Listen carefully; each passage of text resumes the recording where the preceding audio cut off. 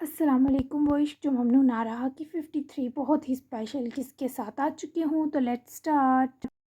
गहरी रात बीत चुकी थी। फजर के वक्त शहर की रोशनी आसमान पर छाए अंधेरे को निकलने लगी। रात दर्द, थकावट और मेडिसिन से हुई अनुगी के सब साहिर में हिम्मत ही ना थी किसी से बात करता। फजर के वक्त खुद आँख खुली, वो भी सोए हवास आए इसके बजते फ़ोन पर बेदार हुई। किस किस्म का आदमी है ये आइस, अपना फ़ोन मुझे दे गया। ये जानते पूछते खुद भी बीवी वाला है, अब क्या कहूँ।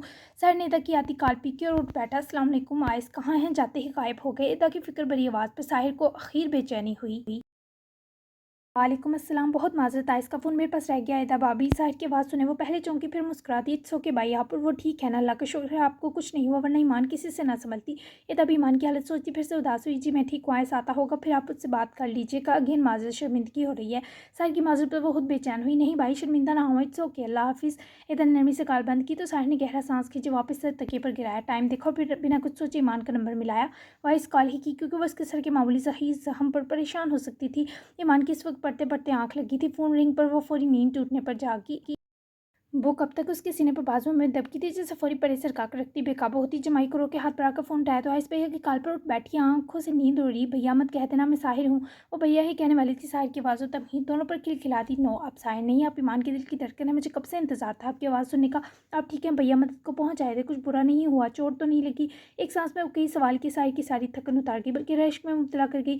ठीक हूँ, आवाज़ तुम्हारी सुनकर बेहतर महसूस कर रहा हूँ। एंड यस, निकल आया हूँ इन लोगों के कब्जे से। तुम्हारा भाई तो इम्प्रेस कर गया है मुझे। क्या टशन था भैया आइस साहब का, मज़े की बात बताऊं, कल मैं आइस से पिटते पिटते बचा हूँ। वो उदास थी, पर साहिर ने जो बताया इस पर कितनी देर हंसती की कि साहिर को लगा होश उड़ गए हैं, वो बाकी हर बात भूल गया है। भैया बचपन से डॉन तबीयत के मालिक हैं, तभी तो हम सबकी थोड़ी थोड़ी जान हमेशा निकलती थी उनके गुस्से से। मुझे बहुत प्राउड फील हो रहा है कि मेरे भैया की मदद ने आपको बचाया नुकसान से। वैसे पिटने किस बात पर वाले थे? वो मुस्कुराकर बताती रुक एहतमाम को इस्तफसार बना गई तो साहिर के चेहरे से लम्हा पर मुस्कुराहट गायब हुई। जमील को अंजाम तक पहुँचाए बिना वो सुकून से नहीं रह सकता था। ईमान, मेरी ज़िंदगी में बहुत सी सच्चाइयाँ ऐसी हैं जो अब तक मैंने तुमसे शेयर नहीं की। जब वापस आऊँगा तो तुम्हें हर चीज़ तफसील से बताऊँगा, क्योंकि अब मुझे यकीन हो गया है कि तुम एक बहादुर और समझदार लड़की हो। तो सब यूँ बैठे दूर बैठे फ़ोन पर ना बताना मुनासिब था ना। ईमान के नज़दीक वो कुछ बोरिंग चाहती थी, इसे बस अपनी मोहब्बत का दम बढ़ता साहिर दरकार था। बस आपको ठीक लगे वापस कब आएंगे? कल वो उसके मासूमाना सवाल पर संजीदा हुआ। नहीं, एक अहम काम है, इसे वापस किए बिना नहीं आ सकता, लेकिन यकीन दिलाता हूँ मैं तुम्हें ज़्यादा इंतजार नहीं करवाऊंगा। वो उसकी बात पर यकीन रखती थी। इस लम्हा उसके दिल को ज़रब लगी। दोनों की बात दिनों की बात कर रहे हैं ना, हफ्ते या महीने तो नहीं लगाएंगे। बता दे, मेरा दिल बैठने लगा। ईमान की कमज़ोर डलती सरगोशी पर वो करवट बदले, बाजू के कर्बनाक दर्द के सबब पूरा जिस्म सुन महसूस करते कुछ बेआराम होता महसूस हुआ। कुछ नहीं कह सकता, तुम रिलैक्स होकर अपने पेपर दो, उम्मीद है तब तक वापसी हो जाएगी। उसके जवाब पर मायूस हुई। वीडियो कॉल कर लूँ साहिर? देखना चाहती हूँ, घबरा गई हूँ। जानती थी अगर इसने ऑडियो कॉल किया है तो इसके पीछे वजह होगी, पर दिल के हाथों मजबूर थी। मेरे फॉरहेड पर छोटा सा कट है, देखकर उदास ना होने का प्रॉमिस करो, फिर इजाज़त दूंगा। वो उसकी तमहीद पर उठ बैठी। व्हाट, किसकी मौत आई है? जिसने ईमान की प्रॉपर्टी को हट किया? वो उसके रोप पर बेख्तियार मुस्कुराया। वीडियो कॉल अटैच की जैसे ईमान ने फौरी पिक करते उठकर कमरे की मेन लाइट ऑन की। साहिर को देखते ही वो वापस मैट्रेस पर आ बैठी। क्या हुआ है आपको? आपकी आंखें क्यों स्वेल हो रही हैं और चेहरा भी डल लग रहा है? आपने खाना तो खाया है ना? और ये मामूली कट नहीं है, बुरा है। काश मैं आपके पास होती, इस वक्त आपका खुद ख्याल रखती। वो उसकी परेशानी पर मुस्कुराते मुस्कुराते तब टटका जब नज़र ईमान की अंगूठी की ब्लैक स्टोन पर गई, जबकि ईमान ने आखिरी जुमले बस सोचे थे।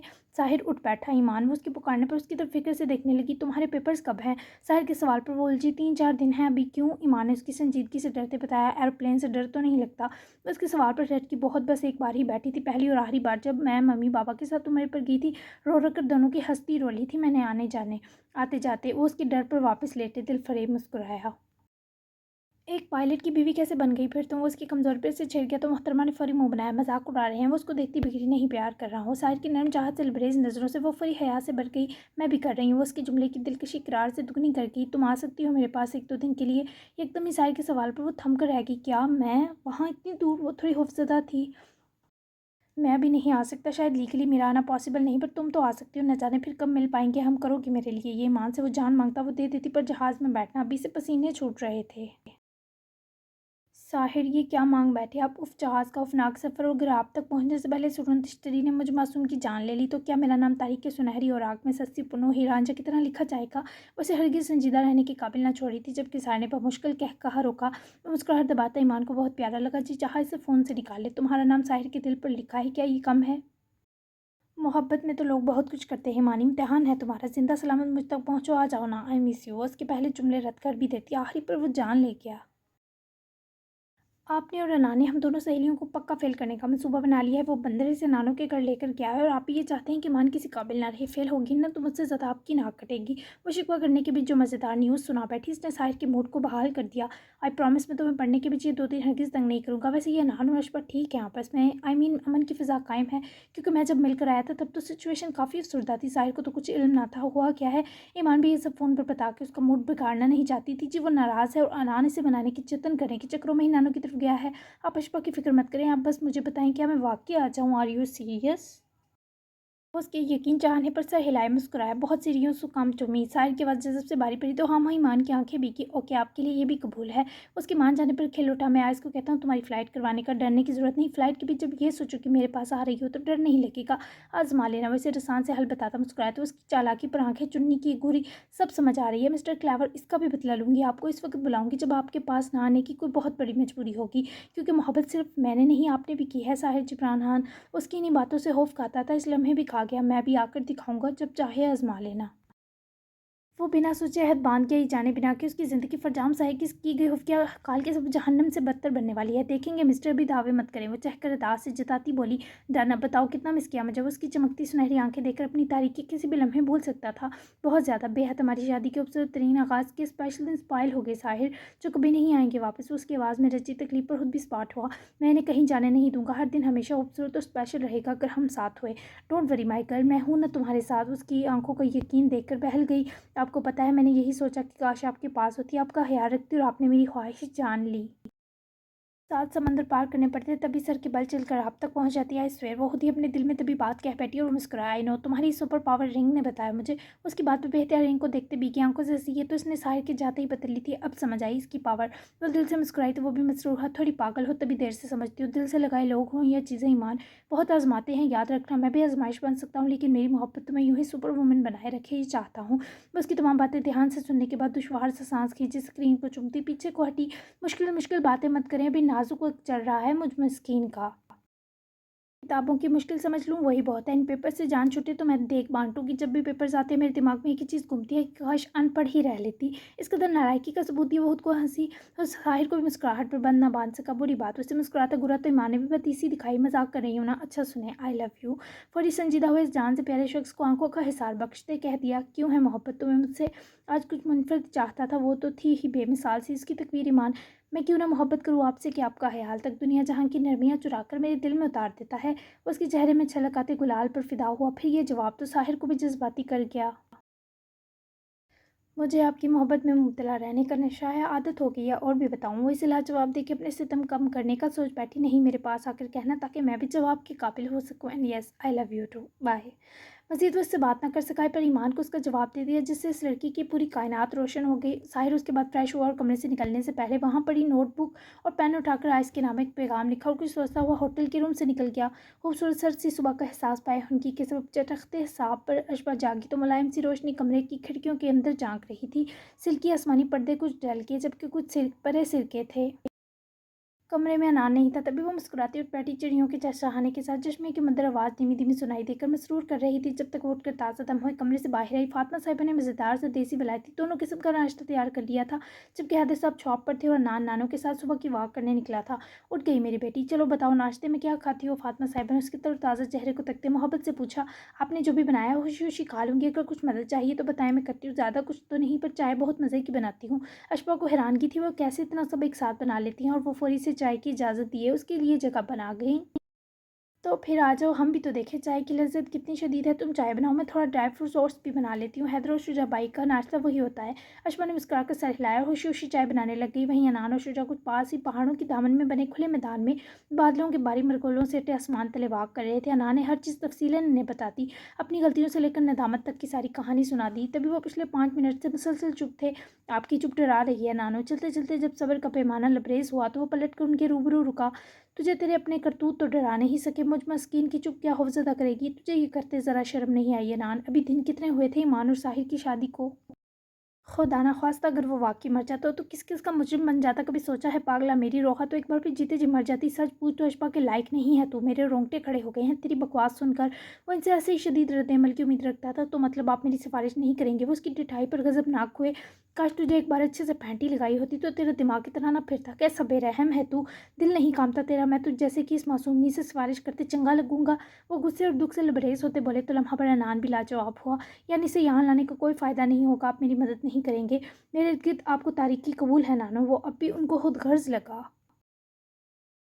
अपनी तारीकी दूर करने के चक्कर में जो लोग दूसरों की रोशनी छीनते हैं कमलिया, उनका रोशन होना किसी को फैज़ नहीं देता। ऐसी रोशनी जो दूसरों के चिराग गुल कर दे अंधेरे उस सन्नाटे से हज़ार गुना बुरी है। मैं सिफारिश नहीं करूँगा, मुझे कल को अल्लाह को भी मुंह दिखाना है। उसका दिल बुरी तरह तोड़ गई क्योंकि उनके नज़दीक ईमान और वो एक जैसे प्यारे थे। उनका गुस्सा जायज़ था। ये आपका आखिरी फैसला है। वो उनके बेरहम बनने पर पत्थर होने से पहले ही आखिरी बार तासुफ के संग पूछ बैठा। ठीक है नानो, आपको मजबूर नहीं करूँगा। आई थिंक सज़ा मिलनी चाहिए मुझे। उनके फैसले को तस्लीम के फिर से वाक करने लगा जबकि शुजा अलवी का दिल सख्त कर्म में मुब्तला था। वो लोग वापस आए, नाश्ता तैयार था। नाना और शुजा साहिब की चुप्पी इन तीनों ने महसूस की। खामोशी से नाश्ता करते ही अनान उठकर चला गया जबकि अशफा को उसकी फिक्र थी पर इसे रोक न सकी, ना इस सर चुप का मानी तलाश कर सकी। ज़ोई को कहीं नाश्ता करे आकर। मोहिब आज कहीं जाने के लिए तैयार था, डार्क ग्रे टी शर्ट के साथ वाइट पैंट जबकि ब्लेजर ब्लैक। आज उसका टैटू रिमूविंग का दूसरा सेशन था। उसके अलावा वो हॉस्पिटल रीज्वाइनिंग का भी फैसला कर चुका था। इस सूरत हाल में फारिग रहना उसके दिमाग को मजीद परेशान करता। कुर्सी घसीटते नाश्ते के लवाजमात पर सरसरी निगाह डाले मोहिब ने कंदील को मुखातिब किया जो उसके बैठने के बावजूद वहीं जमी रही। क्या मसला है कंदील आपा, जाकर बुलाएं, इसे समझ नहीं आ रही बात। वो हाँ बिगड़ा तो कंदील घबराई। दरअसल वो वॉक के लिए करीबी ज़मीनों तक गई हैं। मैंने बहुत रोका कि अकेली मत जाएं पर जिद में लगी, लेकिन आप फिक्र मत करें, गार्ड को भेज दिया था पीछे। मोहिब के ताब को ये बात हवा दे गई। जबड़े बेचता वो उठा और बिफरी मोच बना हवेली से निकला। मोहिब तुम अपनी तमाम हिस्से मफलूज करवा बैठे हो। फ़ोन तो खरीद देते उसे। ओह मेरे खुदा, अब ये लड़की कोई नई मुसीबत ना गले डाल ले। मोहिब ने फ़ोन का ख्याल अपनी ही काहली पर खुद को कोसते तर्क किया और गार्ड का नंबर मिलाया। वो बलोच हवेली से थोड़ा ही पास लगे ट्यूबवेल को हैरत भरी नज़रों से देखने के साथ वहाँ खेतों में खवातीन को काम करता देखकर मुस्कुरा रही थी। मौसम भी काफ़ी अच्छा था। गार्ड भी कुछ फासले पर ही जोई की निगरानी पर रुका था। फौरी मोहिब की आती कॉल पिक की। कहाँ है वो? मोहिब ने फ़ोन लगते ही गुस्से से पूछा। साईं ये खेतों की तरफ आई हैं, मैं साथ ही हूँ उनके। गार्ड की तसल्ली देने पर मोहिब कुछ पुरसुकून हुआ। फ़ोन दोस्त थे। मोहिब के सख्त हुक्म पर वो जो छुपकर निगरानी पर फाइज था मजबूरन सामने आया जबकि जोई ने इसे और उसके फ़ोन थमाने को देखकर फ़ौरी लेकर कान से लगाया। गार्ड मुअद्दब होकर वापस कुछ फासले पर जा रुका। मुझे बताए हवेली से क्यों निकली हो? मोहिब के गुस्से की से तवक्को ना थी, तभी हैरानगी बढ़ी। ऐसे ही मोहिब बोर हो गई थी हवेली में बंद रह रहकर। तुम परेशान हो गए? वो नरमी से जवाब देकर शख्स के अताब पर गिर जमा गई। क्या बताता कि एक लम्हा वजूद से जान से रख गई थी। नहीं, वालदा को हिसाब देना है, तभी फिक्र हो रही थी। अभी के अभी वापस आओ फ़ौरन। अपने जज्बात दबाए इसलिए मुँह फट अंदाज में हुक्म सादिर करता काल काट किया जबकि जोई ने मुँह बिगाड़ कर उसकी नकल की और फ़ोन वापस पलट कर गार्ड को थमाए वापस चलने का बोले रवाना हुई। जब वो वापस हवेली पहुंची तो मोहब वहीं पौज में ही टहल रहा था। खूबसूरत सी मुस्कुराहट जोई के होंठों पर मचल कर रह गई। मुझे लगता है वालदा के अलावा तुम्हें किसी और को भी हिसाब देना है। इतनी बेकरारी मुहिब, वो भी मुझे नाचीज़ के लिए। करीब आकर रुके वो मोहिब के जलते धुआं छोड़ते दिल पर मजीद कहर ढा गई। किसी और से क्या मुराद है तुम्हारी? वो हम हाँ लड़ने भिड़ने पर उतरा। इस वक्त मोहिब बलोच की कैफियत मुंतशिर थी, बेखुद भी। इसे वो उंगली से इसके दिल का निशाना बनाए लकीर खींचकर मोहिब को खड़े खड़े दफन कर गई। किस किस्म की बकवास है ये? उसका हाथ परे झटक कर बिगड़ा गुस्सा जो दर हकीकत दरमानदगी थी सवा नेज़े पर पहुंचा। मजाक था सच में। उसकी कैफियत से वाकई डरकर फौरी संजीदा हुई और देखते ही देखते वो तूफान थम गया। मैं स्मार्ट नहीं हूँ, तुक्के लगाने की आती हूँ। तुम मुझे एक फ़ोन लाकर दे सकते हो? मैं बॉब से बात करना चाहती हूँ, उनको अपनी हैरियत बताना चाहती हूँ। ज़ोई की तरफ बिना देखे ही वो सर हिला गया जबकि वो मुस्कुराकर अंदर बढ़ गई। वहीब ने बहुत कोशिश की उसके पीछे जाए पर न जाने क्या बेबसी आड़े आई कि वो अपनी गाड़ी की तरफ बढ़ गया। 1 घंटे तक स्मार्टफोन एक्टिवेट सिम के संग लाए इसने गार्ड को थमाई और खुद हॉस्पिटल रवाना हो गया। सेशन पर काफ़ी टाइम लगा। उसके बाद वो लंच तक वापस आया तो ज़ोई कहीं नहीं थी। कंदील ने खाना लगवाने के बारे में पूछा मगर मुहिम ने इनकार किया। वो इसे ढूंढने कमरे की तरफ गया तो वो वहाँ भी नहीं थी। अपने रूम की बालकनी से इसे वो लान में कुर्सी पर बैठी नजर आई तो मुहिब सीधा लान की तरफ चला आया। बात कर ली तुमने पॉप से? मोहिब की आवाज़ पर वो जो उदासी की संग खोई थी चौंकी और मोहिब को सामने ही आकर बैठा थी कि टेक छोड़ गई। हाँ लेकिन वो हॉस्पिटल में है, फ़ोन नर्स ने उठाया था। He is in danger. वो इस आराम से बोली कि एक लम्हा मोहिब थमा जोए के ऐसे रिएक्शन पर। ओह तुम्हें दुख नहीं हुआ? मोहिब का सवाल उसकी तरह ही संगल था। किसी को दुख हो तो वह ऐसा क्या करे कि सबको यकीन आ सके उसके दुख का। जोए के सवाल ने मोहिब बलोच को बिछाड़ डाला। रो सकती थी तुम? वो आंखें चुराता बोला। मुझे पॉप से वो मोहब्बत कभी हुई ही नहीं जो रुलाती जब मैं पैदा होने वाली थी। पॉप्स का बहुत गंदा फेर सामने आया। मेरी मम्मी बहुत प्यार करती थी, उनसे बर्दाश्त ना कर सकी। वो बहुत मजहबी और प्योर ईसाई थी। नाना जान पादरी थे, उनके मज़हब में कत्ल माफ़ था, धोखा नहीं। लेकिन मोहब्बत आड़े आई तो वो पाप्स को कुछ ना कह सकी, खुद अंदर ही अंदर गलती रहीं।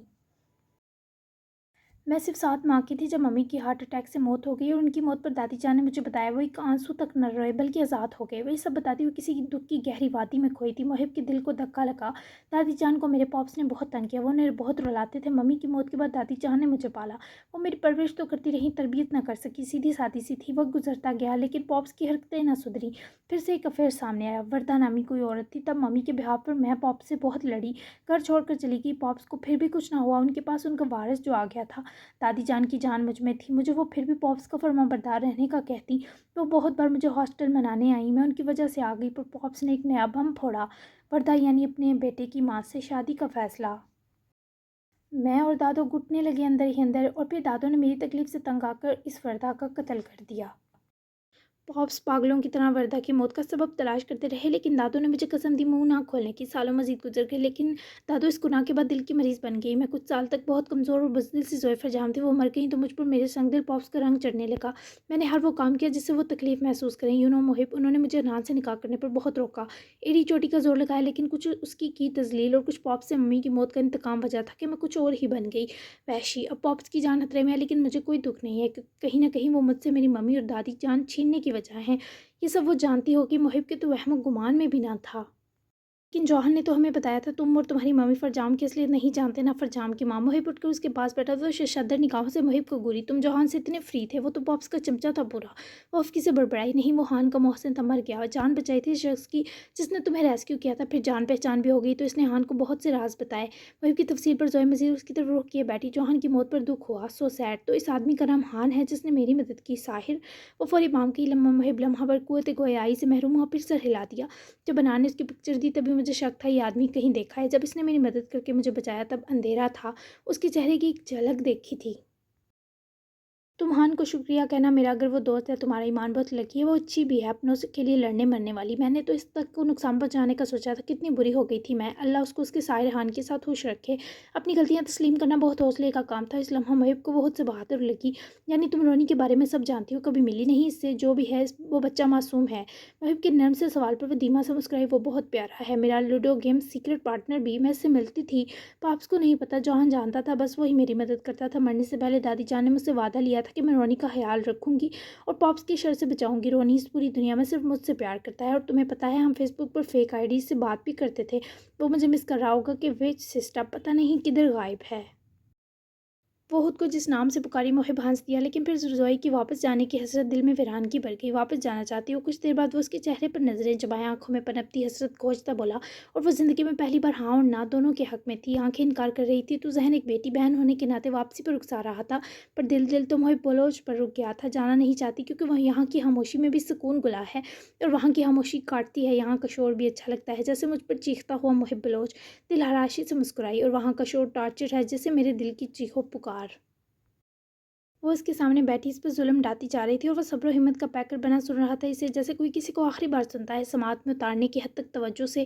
3 माह की शर्त तुम्हारी थी जोए, मैंने तुम पर कोई कैद मुसलत नहीं की। जाना चाहती हो तो जा सकती हो, 1 मिनट में अभी आया। वो उसको इतनी आसानी से कैसे जाने दे सकता है, पर वो उसकी कुछ याद आने पर उठते उसका हाथ थाम गई।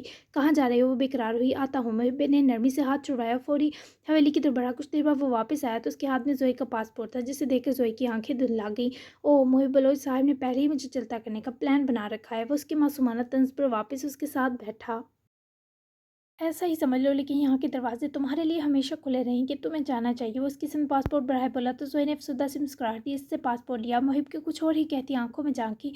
मुझे लगा तुम कहो कि वापस कभी मत आना, तुम्हारी बर्दाश्त को दाद देनी पड़ेगी। वो अपनी बेवकूफ़ी जानती थी, कभी इतनी अहम नहीं रही थी किसी के लिए। दुख बोला था उसकी आवाज़ में, एक बर्दाश्त ही तो कमाल रखता है मुहिब बलोच, बाकी तो इस जिस्म में हर चीज़ नाकारा है। वो उसके जवाब पर लम्हा भर मुस्कुराना भूल गई। तुम्हारी आंखों को छोड़कर मैं वाकई चली जाऊँ? वो अब भी इस उम्मीद पर थी कि वो कुछ गैर मुतवक्को कहे तो वो भी आखिरी बार कुछ अलग सा मुस्कुरा ले, जबकि मुहिब ने नज़रें चुराते पास से उठ खड़ा होते हाथ की जींस की जेबों में अरसाए। उसकी आंखों में रेत चुभ रही थी। हाँ, कब की फ़्लाइट करवाऊँ?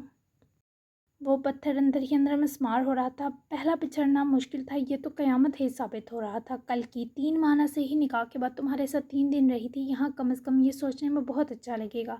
इनफैक्ट ये अच्छा साउंड करेगा। बाकी हर चीज़ के लिए थैंक यू। वो भी उठकर उसके करीब आ रुकती रूबरू हुई तो मोहिब ने जबरन मुस्कुरा कर इसे सरसरी सा देखे सर हिलाया। थैंक यू की ज़रूरत नहीं, मैं चलता हूँ, डिनर पर मिलते हैं।